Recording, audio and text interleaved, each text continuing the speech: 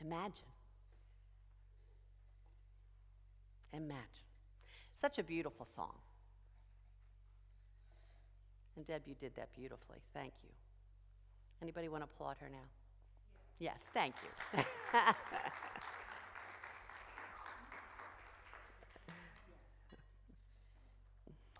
Well, such a beautiful idea, imagine, right? To form a mental image of something. And often, it's not something that's easily found in this material world. Often, it's not something we can touch or even see. And imagination is one of our 12 spiritual powers. It's our capacity to form that mental image. And by forming and holding this mental image, we can start to feel it. We can start to even believe it. And perhaps we can even start to see it expressing in our world. Imagine. Our imagination is powerful, but it needs a bit of acceleration sometimes, right? Imagination can be a tool to co-create with spirit. And it seems that to truly be creative, it has to be a joining of the mind and the heart. They need to come together. And so it tends to happen when we are truly present to the present. We need to be present, truly focused in the present. Well, I don't know about you, but that has been somewhat elusive for me. Anybody else? Yeah? Anybody put their keys in the refrigerator and go, what? You know? Or walk into a room because you were determined to get something and go, why did I come here? Or the scariest of all is driving and you get to your destination and you really can't remember how you got there. Yeah. Focused, present to the present. Dr. Gary Hendricks says that most people currently stay in the present for about 4 seconds before something happens. What is that something? That something is anything. You're stuck in traffic. Someone cuts in front of you. You read something on Facebook or another social media, okay? Someone wants your attention and you don't want to give it to them. Or anything happens and you're yanked out of the present. The news, out of the present. Or it's a problem. It's a problem that you want to figure out. Why did they do that? Why are they saying that? What does that mean? How do I fight back? How do I hide out? Our wonderful brain wants to figure things out. Always wants to figure things out. And typically, when we're in that place, it's without the inclusion of the heart. If you see some of our people going, they're going ahead to set up the picnic. So it's not like people are leaving just for the heck of it. So thank you all for setting up the picnic for us. So our brain wants to figure it out, and without the heart, I don't know about you, but I can get very anxious about that. That anxiety comes in, right? And at that point, if we try to use this wonderful spiritual power of imagination, well, we might not be imagining peace, love, and understanding. Just saying, right? We might be imagining not so many wonderful positive things. So what is a good Unity Truth student to do? Well, we have another special power called curiosity. This power is not about figuring it out, but instead it can keep us focused in a non-anxious, peaceful way. Curiosity not only encourages us to wonder, but it helps us to wonder.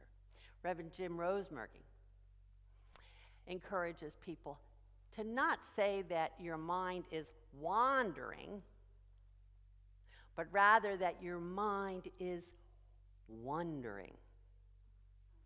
To wonder. Being curious, it brings you to a different state of consciousness.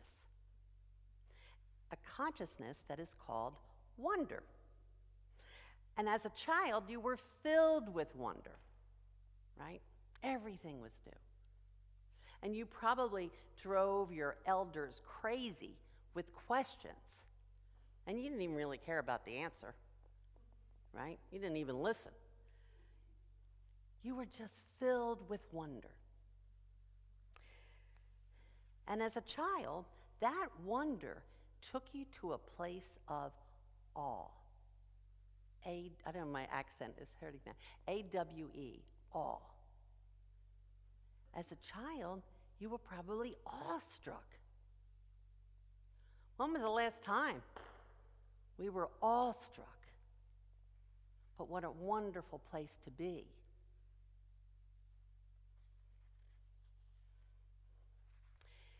Wonder is open-ended curiosity. In the book, 15 Commitments of Conscious Leaders, we are told that wonder questions are for those for which we don't know the answer, and we might not even care about the answer. Wonder is as much about the question as it is about the answer. And many of us, as we've come into adulthood and think we're being so responsible, have replaced curiosity and wonder with figuring it out. We become driven to figure it out, to solve the problem, to take care of the issue, the challenge.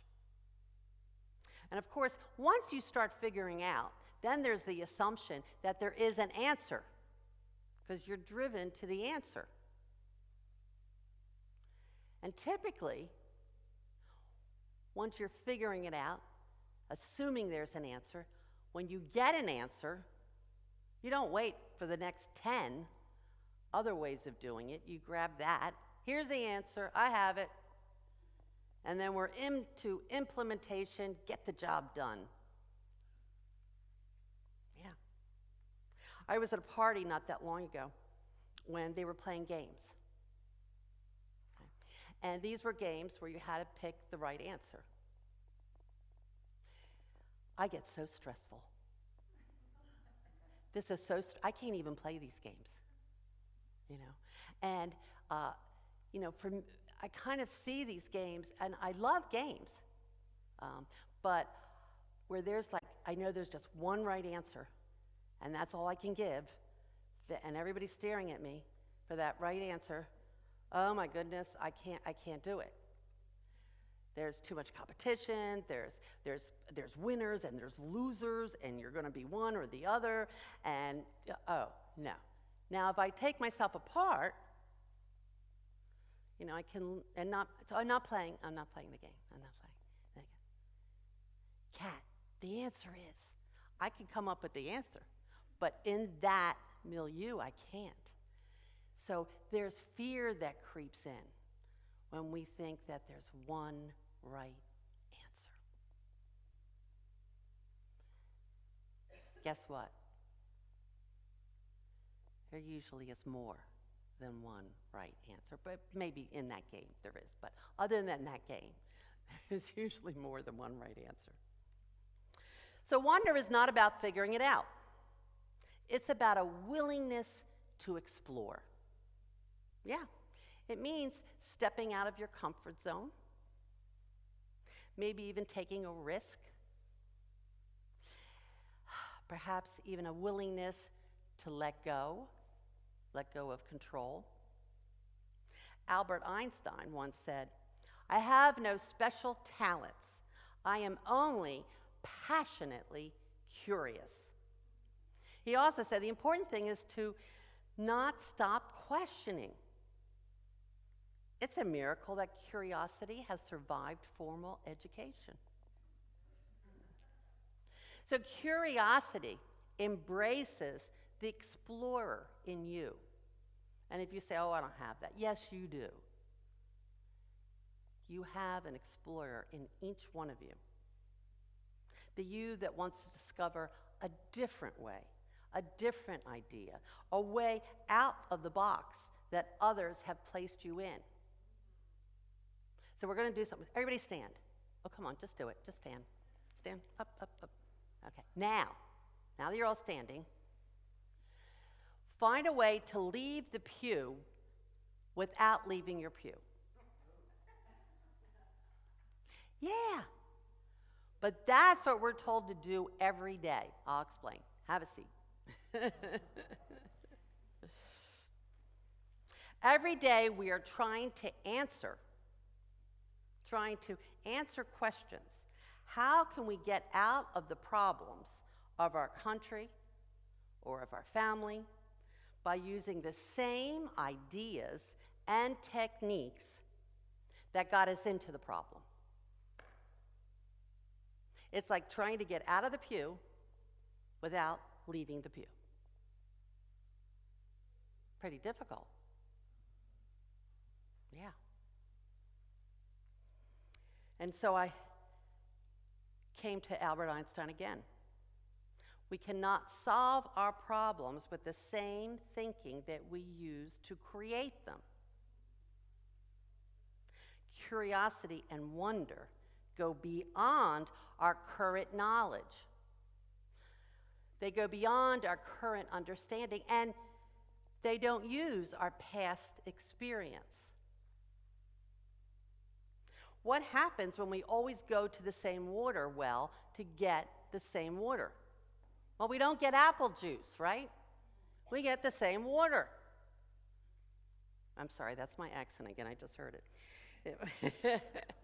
If we want something different in our lives, we need to get curious and to start asking wonder questions. Wonder questions. What are wonder questions? Well, the easiest way is to say, "I wonder." That's the best way to begin a wonder question. I wonder. I wonder what I can learn from this. I wonder how many different ways there are to do this. I wonder what choices I could make today that would allow me to have more fun or more joy or more creativity. I wondered what would happen if I ignored the television. Okay. I wonder questions are endless. Author and poet Dorothy Parker believed that a fully lived life is one in which curiosity is unbridled. She wrote that the cure for boredom is curiosity, but there is no cure for curiosity. Curiosity and wonder questions should not be underestimated, as they lie at the beginning of the creative process. Curiosity can help us create alternatives to what is taking place, positive alternatives for the benefit of all. And curiosity and wonder help us to more easily tap into our spiritual power of imagination in a positive way. And there seems to be a lot of problems these days. Problems in our country, problems in our neighborhood, problems even in churches and spiritual centers. Yeah, even problems in Unity of Greater Hartford. But instead of going to judgment and assumptions, resentment, we can open our hearts and our minds and become curious. Yeah. I wonder what might happen if we did something different. If we had a different perspective. If we became filled with curiosity and wonder instead of judgment and resentments and assumptions. Now, if you remember, we began today's talk with mentioning how unfocused many of us have become. And struggling with that, being unfocused. Putting keys in the refrigerator. So certainly curiosity and wonder have the ability to lead us to a positive spiritual power of imagination, as well as bringing us to awe. And perhaps even the most important part of curiosity is that it can bring us into the present and into being present to the presence, bringing us to be present to the presence of the One. How many of us, I know I have, taken my time to pray and meditate,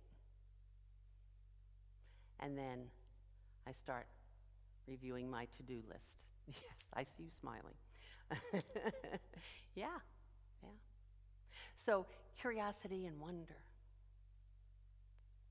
can bring us to the present, and more importantly, to the presence of the presence. Our New England author, Henry David Thoreau, wrote, "Now or never, you must live in the present. Launch yourself on every wave, find eternity in the moment." Yeah. So use your innate sense of curiosity and your spiritual power of imagination by bringing yourself back to the present and the presence of the One. Allow yourself to know and feel the holiness of each moment as you set out to explore and discover your world and your very beingness. Now, I have one more thing to say about curiosity, and that is that curiosity did not kill the cat. No. The whole phrase is, curiosity killed the cat, but satisfaction brought it back. It was shortened to warn people about curiosity, since it might lead to trouble. Well, let's all get curious and get ourselves into some good trouble. Namaste.